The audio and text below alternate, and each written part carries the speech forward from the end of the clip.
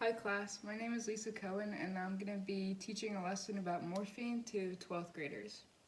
So two objectives that I have for this lesson is students will be able to define and list at least 3 side effects of morphine that can happen from taking the drug and 1 sign of a morphine drug overdose.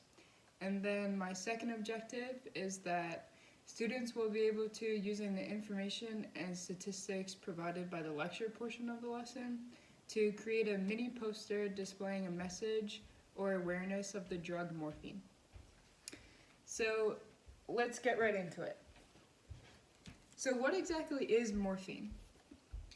We're going to learn that morphine is an opioid, it's a narcotic, and it's used as a pain reliever. Morphine is specifically used for severe pain, so that is when it's primarily used after surgery, and it's used as a pain reliever post-surgery to help you recover. So there's 3 different kinds and types of morphine in 3 different forms. It could be taken in a liquid form, which is every 4 hours. It can be taken in a tablet form, which is every 8 to 12 hours.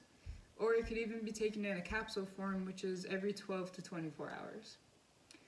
And as we see here in blue, that it can be injected, it can be swallowed, or it can be smoked, depending on the form that's prescribed to you by your doctor. So in green below, we have how does it work? As I mentioned before, it's used in surgical settings, so it could be used as a pain reliever post-operation. And how it works within your body is that morphine actually latches onto a protein and it changes the way that our body reacts to pain. So it alters the way that our body is set to react to pain, and its effect can make us has side effects that makes us drowsy, but it also is a pain reliever that is fast acting and it takes away severe pain. So down here we have listed what to inform your doctor about when you're taking morphine or before you're being prescribed. So it is important to tell your doctor, like in any case, when you're being prescribed any type of medication or you go in for a checkup, they usually ask if you have any allergies or if you're taking any other medications. Just like any other drug, it's important to notify your doctor if you're taking any other medications or what allergies you have, so that they can make sure that the medicine they're prescribing to you is the best for you and it won't harm yourself. Some other things that we need to notify them about is that if you've ever had seizures, or if you have intestinal problems, or if you have low blood pressure. And then also they need to be aware if you're breastfeeding, if you're pregnant, or if you're trying to get pregnant. It's important to talk to our doctors about this because all of these things can affect how our body responds to pain. Okay, so next we are going to discuss the side effects of morphine. Okay, so on this dry erase where we're going to talk about the normal side effects of morphine, the severe side effects that can be caused from morphine, especially when you're taking it in large doses, and signs of an overdose from the drug morphine. So normal side effects that can be caused can be drowsiness. As I said, pain relievers are meant to make you sleepy and tired, so drowsiness is a big and common effect of morphine. And then we have others like constipation, depressed breathing, stomach pain or cramps. You can get a dry mouth. Your throat can be very dry and you can have small pupils, which are some of the physical effects of morphine. And then you could also get a headache. You can have mood changes or mood swings, which can also cause nervousness. And you could also have pain or discomfort urinating. And then we're gonna go into some severe side effects. So some severe side effects that are very alarming. The first one, of course, would be a change of skin tone. So if you see blue or purple colors to your skin, you would want to notify your doctor immediately, as these severe side effects are a sign that your body is not responding to the drug properly. We can also have changes in heartbeat. So it's important because changes in heartbeat are very scary and they're very severe. So with this, the morphine can cause your heartbeat to either speed up at a rapid pace or slow down. As long as it's altering your normal heart rhythm, that would be a sign of severe side effect and you would want to contact your doctor immediately.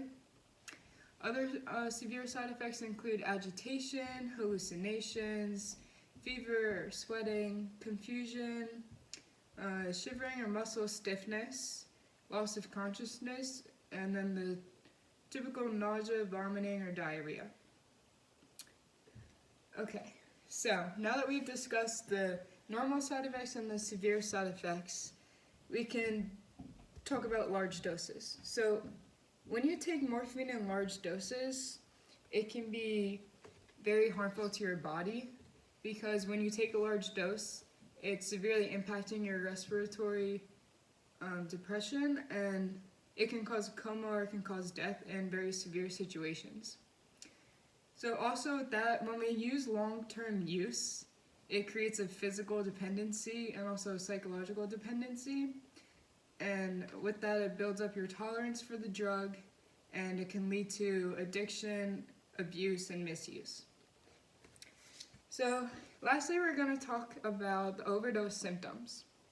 So overdose symptoms in blue listed on the bottom is that you can have slow, shallow breathing, sleepiness, loss of consciousness, limp muscles, small pupils, blurred vision, nausea, and fainting. So if you see any of these symptoms occurring in someone who you may know or may not know is abusing drugs, it is very crucial that you stay with them and that you call 911 and you make sure that you can do whatever you can to make sure that they're okay before EMS arrives. Okay. So now we will be moving into recreational use, misuse, and abuse. Okay, so recreational drug use can transition into abuse and misuse, which is when our body builds up a tolerance for the drug. So when you're prescribed a medication, it could be for a certain duration of time. And when our body is then done with that medication or it's time to get off of that medication, our body can experience withdrawal. And withdrawal is caused because we've been on the medication that our body has built up a tolerance for it. So after withdrawal, your body would then have a craving and a desire for a larger dose of morphine. So that's where we tap into the transition from recreational use to misuse, which can then lead to abuse from that desire for more of the drug. So from this, it can cause a psychological and physical dependency, and from recreational use, you just have to be very careful with how you're abusing the drug, how you're taking the drug, making sure that you're only following what your doctor has recommended. And it's just very important that you always, if you are experiencing symptoms that are very dangerous or severe, that you keep your doctor in contact of what's happening. Okay, and then down below we have listed 5 statistics about morphine that I found myself very surprising. So the first one is that 10% of the US has abused opioids, and in 2018 specifically, 3.6% of 12-year-olds were given morphine prescribed by a doctor. 3.4% of 12th graders have misused or abused a prescription of morphine. And then ER visits have increased by a total of 106% from 2004 to 2008. Okay, so now since we talked about what morphine exactly is, what kind of opioid it is, how it should be used, when you should take it, what you should inform your doctor about, and the side effects associated with it. such as the normal side effects, the more severe side effects, and the larger doses can lead to overdose and overdose symptoms.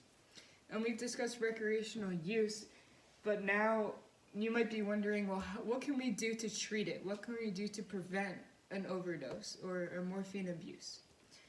So now we'll be moving on to how to treat misuse.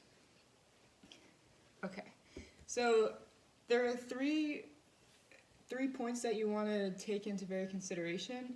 Is that you want to care for the pain thoughtfully, and this leads right into the second one. If you want to talk to friends or family or someone who you trust about what's happening, about what you're going through, because drug overdose and drug abuse is a very severe implication, a very severe thing, and it's also something that people don't want to go through alone. And when we're experiencing signs of mistreating the drug or using it in a way that's harming ourselves, harming our body, we want to seek help before it's too late.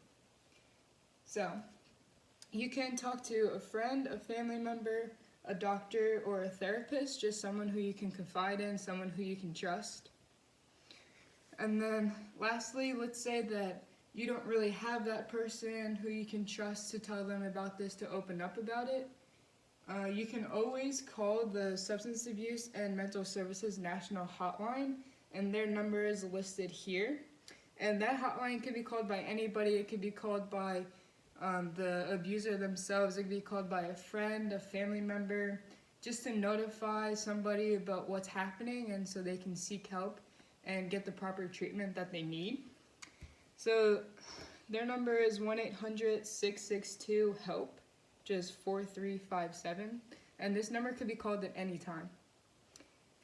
Okay, and so now that we've talked about morphine and what it is, how we can prevent it, how we can treat it, we're gonna move into the activities that I have for you guys.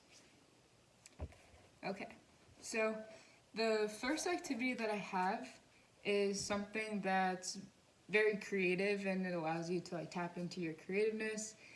You could use it with whatever materials you have at home that's accessible for you.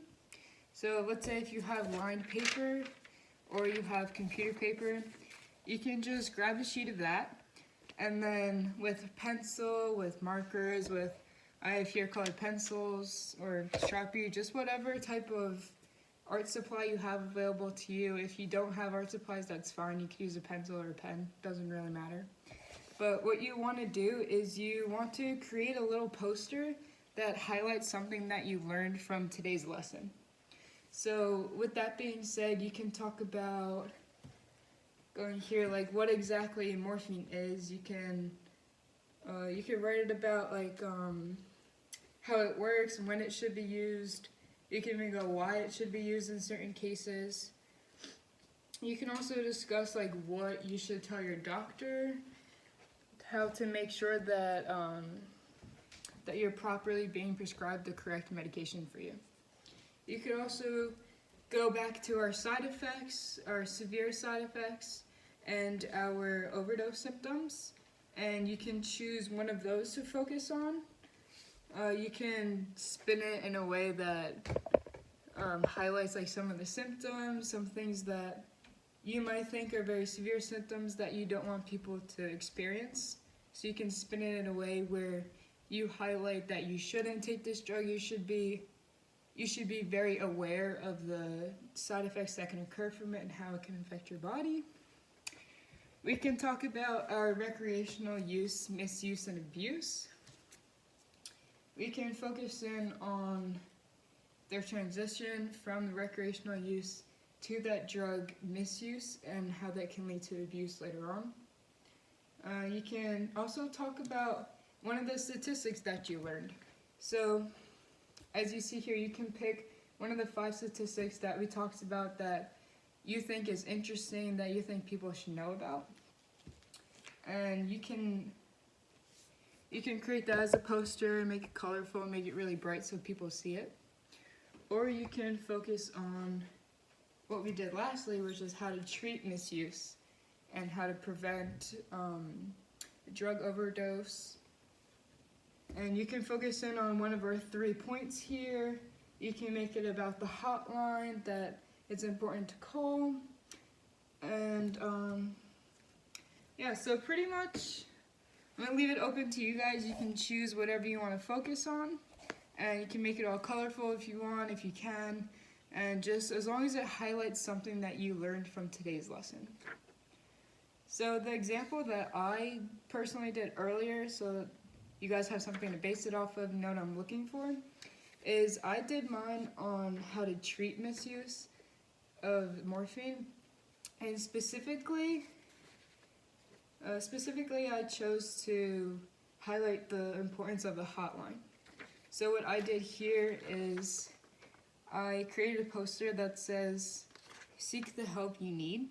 And I put the hotline on here and just in a big like X, basically just morphine misuse. So this poster is basically saying that we need to be aware of morphine misuse. We should be cautious and we should prevent it.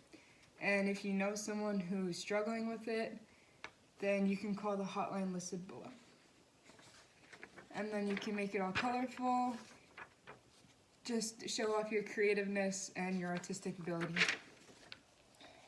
Okay, and then lastly, the second activity that I have for you guys is a YouTube clip. So I'll give you guys the YouTube clip and the title in just a second, but you're gonna answer 7 questions. So you guys are gonna write down your answers. You can write down the question if you want with it too, but you don't have to. And you're gonna write that down on a sheet of paper, and I have the questions that I'll read off in a minute, but the title and the link are below over here. So you can pause the video and type in the link on your laptops for after today's lesson. And the title of the video that it should read when you find it is "Why We Have Pain and How We Kill It" by SciShow. And the questions that I would like you guys to answer are 7 questions, and I'll read them to you. Okay, so the first question is, why can't Ashland Blocker feel pain? Provide an example. What is our body's first response to pain? Number 3, do opioid painkillers actually kill pain? Why or why not? Number 4, what are the 3 types of opioids? Which type does morphine fall under? Number 5, morphine was used as what in the 1800s? Number 6, what 3 symptoms did the video say can be caused from opioids? And lastly, number 7, what is a potentially new painkiller similar to morphine that is just as potent? So these are the 7 questions here. You can pause the videos and to make sure that you can copy them down for when you watch the video after today's lesson and answer it. So for these 2 activities specifically, you want to make sure that when you're done, you can take a photo of each and you can post it to Canvas. That way I know that you guys did it and that you can get a grade for it and completion. Some things that you guys should still be aware of is that morphine prescriptions increased by 64% from 2014 to 2011. And just so you guys know, like, morphine prescriptions are not refillable, so we have to make sure that we aren't taking more than the prescribed amount. If there's leftover in your prescription, in your bottle, that's important to throw that out. It's important to get rid of it. And now you might be thinking, well, how can someone get more of the drug from, to cause like misuse, abuse, or an overdose? And that's how, when I was talking about how people get the drug from those that they know that those are close from them, that's where that comes from. So someone who has a really close friend can reach out to him and they can be the supplier. Like, you never know, it could be someone close to you, it typically is. And then another alarming thing that I think, you guys, it's important for you to know is that over basically 400,000 people have died from an overdose involving an opioid drug. Could be any type of opioid drug, and that includes prescription and illicit opioids from 1999 to 2017. So you may think, why do people continue to take morphine after the prescribed amount is used? That's because they like the feeling of the drug, and that goes back to how our recreational use transitions into misuse and abuse, is that feeling that people get, they love that feeling and they crave it. And then when they have withdrawal symptoms from getting off the drug or taking it until their medication is done with and their prescription just ends, is that they love that feeling and they crave it, which is what triggers them into finding a way to supply themselves with more of the drug, and therefore lets them take more of it, which can obviously cause abuse, which is something that we never want to see. So now, I hope you guys have learned a lot about morphine today. I personally think that you guys would enjoy the poster activity a lot. And don't forget to answer questions and to take a picture of your poster after you've completed it and post it to Canvas. And I hope you guys learned something new. And always remember that if you know someone who is in need, who is struggling with drug addiction of any type, to do something, be there for them, to be proactive and get them the help that they need. And you can always feel free to call the substance abuse hotline, which is again 1-800-662-HELP. So I hope you guys know a lot more about morphine, what we can do to prevent a drug overdose, and I hope you guys enjoyed today's lesson. Alright, bye class. Pain is generally considered to be an unpleasant thing. No one likes the sensation of a pounding headache or a broken collarbone, so there's always been a market for analgesics, or pain-killing remedies. Ancient Egyptians munched on myrtle leaves and smoked opium, and Native Americans chewed up strings of willow and birch bark to dull their pain. Today there are all sorts of pills that can make painful situations more bearable, but to understand how these things do their job, it helps to first get a handle on why we have physical pain at all, how it works, and why we feel it so often. Like right now, with the lights in my eyes, it's been a long day.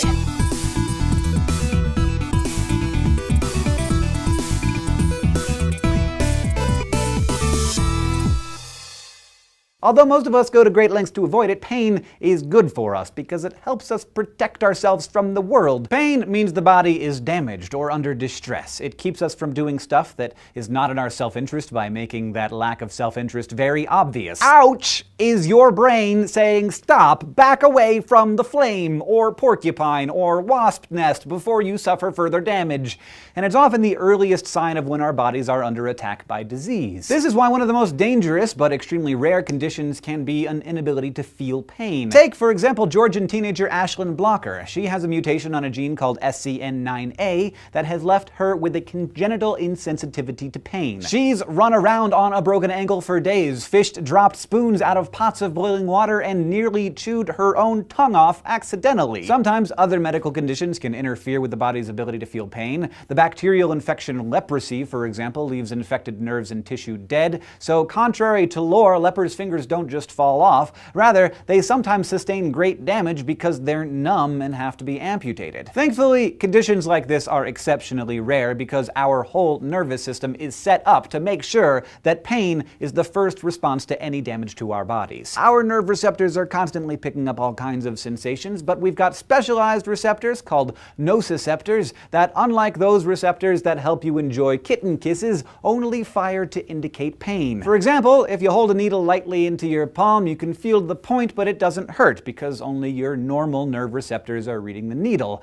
But if you start slowly pushing on the needle, at some point it'll hit the nociceptive threshold, and then ow. The pain hopefully makes you stop digging the needle into your flesh. Now, if the pain is the result of something more severe, like tissue or cell damage from falling on your tailbone or slicing your finger on the can opener, your body starts sending waves of tuning chemicals to your bruised bum or bloody finger. These chemicals lower your nociceptor pain receiving threshold even more. That's why if you touch a cut or other open wound barely, it hurts more. Those tissues have higher levels of tuning chemicals that warn against further damage. Kinda like adding insult to injury, I know, but these chemicals are not only the root causes of our pain, they're also the targets that scientists look for to kill the pain. Think of these compounds as locks and keys. One of the main chemicals that damaged cells release in your body is called arachidonic acid. Its job is to interact with two enzymes known as COX-1 and COX-2. When the arachidonic acid combines with enzymes, they form compounds that do things like cause swelling, raise your body temperature and heart rate, and lower that pain threshold, everything that we associate with being hurt. So if we can keep the arachidonic acid from being the key that fits into those enzymes' locks, we can control the effects that these chemicals cause. To do that, we send in painkillers to block those locks, and they fall into two main categories. First, you got your friendly, hard-working, over-the-counter variety. You'll find them in your medicine cabinet, purse, or tiny package of 2 pills at a gas station for like $5 freaking bucks. The second family is made up of the big gun opioid drugs, the kind that only doctors can prescribe, like morphine and oxycodone, the ones that people keep getting addicted to these days. You're not popping these babies for a little headache. They're for severe nail-through-the-foot hernia surgery crap pain. The first over-the-counter group is known as non-steroidal anti-inflammatory drugs, or NSAIDs. They block that flood of pain chemicals, but they don't know exactly how to find the exact site of the pain, so they just block all of those pain-signaling COX enzymes, preventing them from sounding the pain alarm. Aspirin, also known as acetylsalicylic acid, was first isolated by German chemist Felix Hoffmann in 1897 for the Bayer Company, and its key pain-relieving compound is salicin. And that is found in that willow bark that our ancestors were munching on back in Hippocrates' day. Salicin metabolizes into salicylic acid, which disables the COX-1 enzyme particularly well. Here, aspirin's working like a key that breaks off in the lock that blocks all other keys from getting in. This means no pain-increasing arachidonic acid gets into the enzymes, which means no pain for as long as those blocked enzymes are in your system. Ibuprofen, often marketed as Advil and Motrin, was first derived from propionic acid in the 1960s as a treatment for rheumatoid arthritis. And it works a little differently from other NSAIDs. It blocks arachidonic acid from getting into the enzyme sites responsible for pain, but rather than permanently breaking off like aspirin, ibuprofen just sort of sits there for a while and is eventually spit out by the enzyme lock. Naproxen sodium, including the drug Aleve, is another class of NSAID that also works by inhibiting COX enzymes. Finally, acetaminophen, or paracetamol, commonly branded as Tylenol, is an over-the-counter drug that is not an NSAID. It only takes effect after the tuning chemicals have bonded with the enzymes,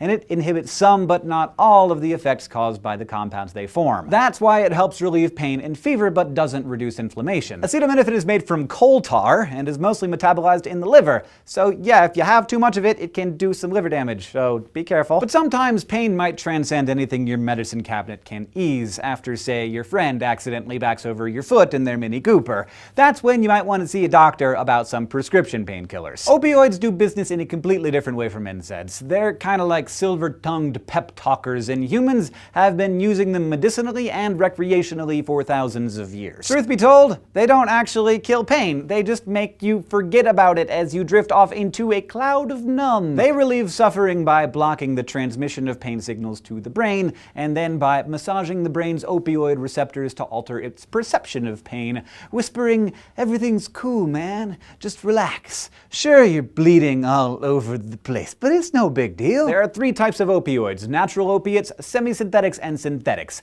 Natural opiates, like morphine and codeine, are derived right from the old opium poppy plant. Not a coincidence, by the way, that Dorothy and her friends got all sleepy and chill in that poppy field outside the Emerald City in Oz. Morphine is the active ingredient in opium, and it was first extracted in its purest form in the early 1800s to become a commonly used painkiller during the Civil War. Before that, fainting ladies sipped laudanum, or opium diluted in alcohol, to calm their nerves. But lots of people were enjoying the mellowing effects of morphine a little too much. So in the 1870s, chemists started working on an alternative, and they came up with a doozy about twice as potent and equally addictive: Heroin. Heroin lives in the semi-synthetic opioid branch of painkillers right next to other highly addictive prescription bad boys like oxycodone. Chemist C.R. Alder Wright created heroin by adding 2 acetyl groups to a naturally occurring morphine molecule. When used medicinally to treat extreme pain, it's known as diamorphine. When it's used illegally on the street, it's called smack, dope, H, junk, etc., and you can watch The Wire to learn all about it. By 1905, things were bad enough that the US Congress banned opium and soon passed the Pure Food and Drug Act, which required medicines